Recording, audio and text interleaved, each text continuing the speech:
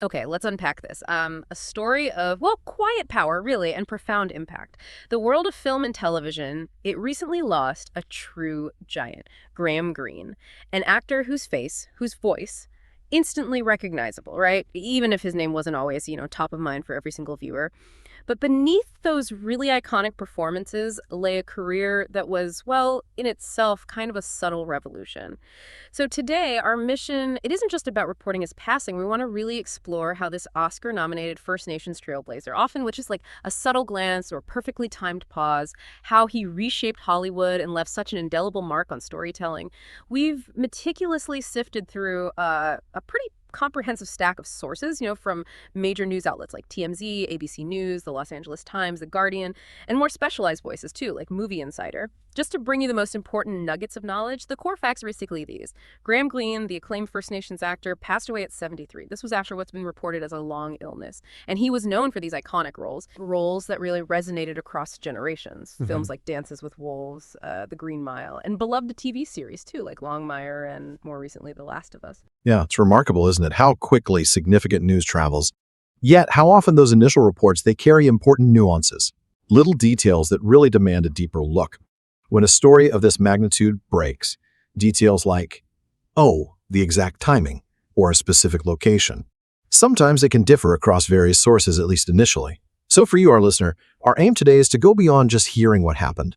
We want to offer you a thoroughly vetted perspective, not just on the facts of his passing, but the deeper meaning of Graham Greene's indelible mark, and to understand the why behind his lasting legacy in cinema. Right, exactly. So let's maybe establish the bedrock facts first, the things that all our sources confirmed. Graham Greene was 73 years old, born June 22, 1952. His passing was widely reported on or around August 31st to September 1st, 2025, so very recently. The cause, consistently described as a long illness. Though, as you said, the specific nature wasn't broadly detailed in those initial reports. But what gives us a solid foundation here for our discussion is the robust confirmation. His agents or managers were cited by multiple reputable outlets, TMZ, ABC News, the Los Angeles Times. This widespread, consistent confirmation from such major players, it gives us a pretty clear picture of the core event. And that makes perfect sense. It's also, I think, a valuable reminder for all of us consuming news, especially, in this fast-paced information environment we live in. It kind of begs the question, doesn't it? How do we navigate those initial reports, the ones that might have slight discrepancies, especially when they're breaking so quickly? Take Graham Greene's passing, for instance. There was that minor but notable discrepancy in the reported location of his death. Some outlets, TMZ and ABC News, for example, they mentioned Toronto. Well, at least one, ELW.com, specified Stratford, Ontario, which is also in Ontario, but a different city. So until a definitive official statement emerges, for utmost accuracy, we'd phrase it as in Ontario, or, attribute the location directly to the specific reporting outlets, which is exactly the approach we've taken with our aggregated sources, TMZ, ABC, LA Times, Washington Post, The Guardian. And similarly, there was that slight nuance with the date. TMZ mentioned Sunday afternoon, with the news being published Monday. It just highlights that rapid, almost instantaneous nature of breaking news cycles. This isn't about casting doubt on any single report, obviously.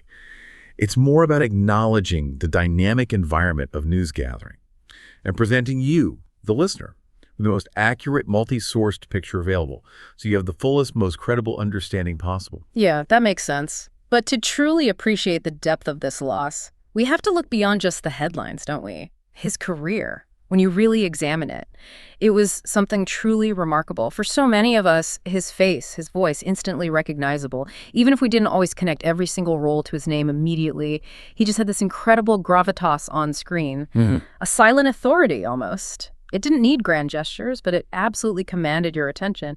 And the role that really, I think, catapulted him to international recognition, earned him that Oscar nomination, was his portrayal of Kicking Bird in Kevin Costner's epic Dances with Wolves. Oh, absolutely, Kicking Bird. Yeah.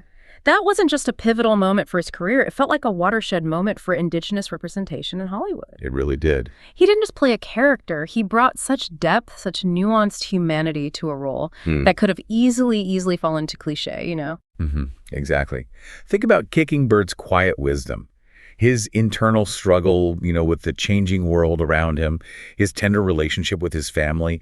These were layers of complexity that were just rarely afforded to Indigenous characters on screen before him. It felt revolutionary. It really did. And if we connect this to the bigger picture, Graham Greene's significance, it extends far beyond that single iconic performance, though that was huge. As a First Nations actor, and that's a term primarily used here in Canada for Indigenous peoples, similar to how Native American is used in the U.S., specifically an Oneida Canadian actor, his consistent presence in major Hollywood productions was profoundly trailblazing. Right. For far too long, Indigenous actors were either, relegated to one-dimensional stereotypical roles, or worse, their stories were completely appropriated and told by non-Indigenous performers. Yeah. That happened a lot. Greene, just through his sheer talent, his dignity, and this profound sense of authenticity, he broke through that. He really did cut through it. He didn't just secure roles. He fundamentally shifted the narrative of Indigenous representation. He showed that Indigenous characters could be complex, vulnerable, powerful, and deeply human, all at once. He became a beacon, really, signaling a move past those tired, romanticized, or sometimes villainous tropes. His quiet strength. It just imbued characters with a nuance that was transformative. And this wasn't just about him personally, though it was a huge achievement for him. It created a profound cultural impact, offering a level of representation and depth for Indigenous communities in media that was just historically lacking. Absolutely. And his contributions, they didn't go unrecognized in his home country either. He was actually slated to receive significant Canadian accolades in 2025, which just underscores the lasting national and international recognition of his monumental career and the bridges he built for future generations. And his career, even as he was dealing with his illness, it never really stopped, did it? He continued to work, to create, to bring that unique presence to new projects. It's particularly poignant to discuss this now, but his final completed project, it's a thriller titled Icefall, where he co-stars with Joel Kinnaman. And that film is currently awaiting release. Oh, wow. I didn't realize that was completed. Yeah. So it offers this powerful, maybe bittersweet final role for all of us. A last chance to witness his remarkable talent on screen in something new. Imagine the anticipation, right? Seeing his performance in a brand new context, knowing it's his last. And since the news of his passing broke, the outpouring of tributes from colleagues, directors, fans alike, it's been immense, truly immense. It really underscores the deep affection and respect he garnered throughout his life and career. You see that everywhere online. Yeah. From heartfelt social media posts to official statements, the sentiment is just consistent. A deep admiration for his craft, his humility, and his groundbreaking presence. It's really a testament to the man he was, as much as the actor he became. Yeah. What's truly striking here, I think, is how a single career can leave such a multifaceted legacy, an enduring one. From those critically acclaimed performances like the Oscar nomination, to the quiet, dignified way he just opened countless doors for future generations of Indigenous artists. His impact is profound. He wasn't just a performer, he was a cultural force, someone who redefined what was possible for Indigenous people on screen. Outlets like Rolling Stone Australia, they accurately described him as an icon of Indigenous representation. And that really resonates, doesn't it? It absolutely does. His work created a space for authenticity. It challenged audiences to see Indigenous characters not as types, but as individuals with rich inner lives. Think about how many young Indigenous actors and filmmakers today might look to Graham Greene's career as a blueprint, as a source of courage. Inspiration, definitely. Exactly. His performances will undoubtedly continue to resonate, inspiring new actors to bring their own unique voices to the forefront, and reminding audiences, all of us, of the power of authentic, respectful storytelling. It truly serves as an invitation, I think, for you, the listener, to appreciate the immense depth of his contributions, both on screen and, in shaping the cultural landscape for Indigenous artists. So what does this all mean when we kind of distill it down? At its core, Graham Greene's legacy is that of a highly acclaimed, Oscar-nominated First Nations actor who left just an indelible mark on Hollywood and on the broader conversation around representation, a huge mark. His powerful and diverse roles, from the stoic wisdom of Kicking Bird and Dances with Wolves, to his beloved turn as the hardened but empathetic elder Marlin in The Last of Us.